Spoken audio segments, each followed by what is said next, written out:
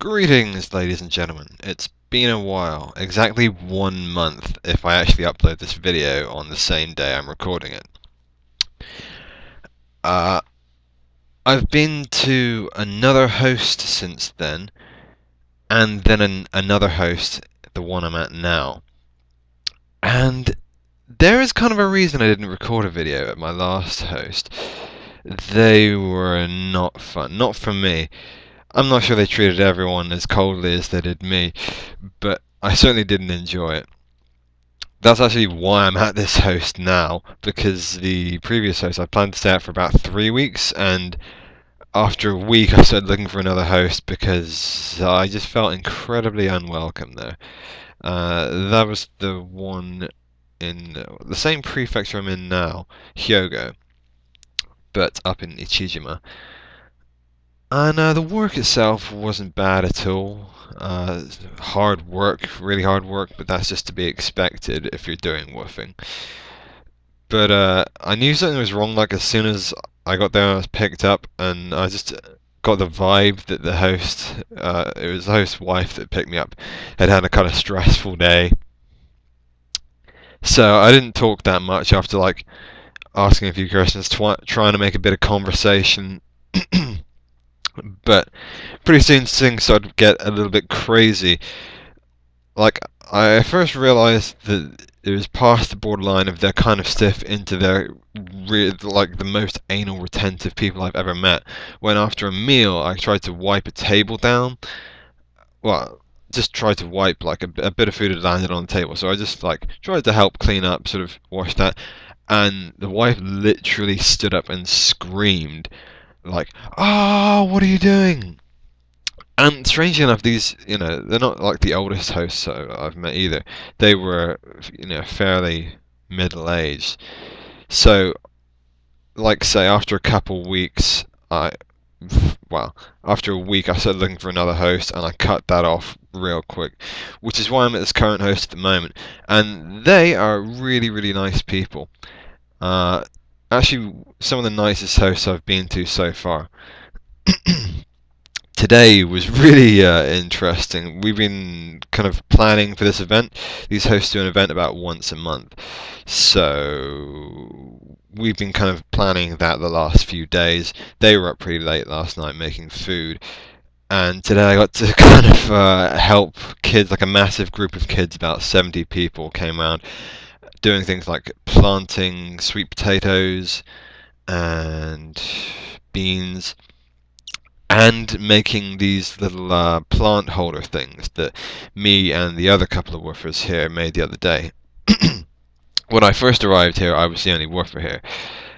Now there's me and two Americans. And the previous host, there were quite a few woofers, more coming in all the time, but we never knew when. It's not like we had a personal relationship with the hosts. They just turned up and didn't introduce us at all. There I was also living kind of at the outside with cockroaches with the intern. And it got to the point there where I literally wanted to just sit outside and stay out of the way most of the time. Though, I even had to go to bed at like 10 o'clock so I couldn't use the internet after that point. A little weird. Worst thing is, I think I might have left one of my t-shirts there, my favourite t-shirt, and I sent a message to the host a few days ago and he's ignored the message, so that's just great. So, I really hope not. Then again, I thought I'd left one of my previous t-shirts at some host, and I found it just before leaving, ironically, in the bottom of my suitcase. So I lost one t-shirt and then gained one back, even though I'd scoured my suitcase for that one. I don't know how I missed these things, but people in my family will know that I am famously bad at finding things, even when they're right in front of my face. Literally, I have no idea. It must have been like in a void, in a hole in the universe. Yeah, my last video was a little bit bitchy, so I'll try to give some advice in this one. Number one, contact your hosts well in advance. That way you have more choice. Granted, if I had contacted my hosts well in advance, I wouldn't probably have found myself at cool ones like this. So, maybe disregard all advice? But yeah, that one, the actual, like, say, work wasn't too bad. The area was pretty cool, and we did do some nice things. Like the day I got there, we carried God in a box on my back. That's like a Japanese festival thing, because there's a box and there's like 20 dudes carrying it, and they gave us like a bunch of free sake and beer, so that was pretty cool. Like, not the hosts, the like event organizers. That's the thing that happens there. And it's weird because like the male host himself wasn't that bad. It's just there's a very kind of strong atmosphere of weirdness. Like yeah, for example, the host once assumed that I disliked Americans because I'm English. Also, there was a Korean woofer there, and he decided to force kind of a conversation for the better part of an hour about the whole comment that the Osakan mayor recently made, saying that the Korean sex slaves during the Second World War were necessary. And it's like, why would you push a topic like that? Seriously? But yeah, things like that. And we were all forced to sit at the table until they were finished. We couldn't just leave. The most awkward atmosphere I've ever been in. Uh, this one, the food is really good. The other night I had okonomiyaki with the father here. He cooked that on like a big grill thing, just bacon and cabbage and like egg flour stuff. But it's fantastic. And when I get home, I'll know how to make it. And when I get home, you better believe I'm going to get some tonkatsu sauce, because that stuff is delicious. It's actually reminiscent of brown sauce, which is something that I just use with eggs and pretty much anything. But it's like a different texture. It's more, well, it looks like oil, but it's black gold, I'm telling you. Anyway, yeah, I'm not dead, and I've been doing a lot of Japanese. Since then, I've been using WaniKani for, I think, over a month now. And so I'm approaching on 100 kanji learned. And this is another one of the hosts where my ego gets massively inflated, even though my Japanese isn't that good, because the other workers don't speak Japanese.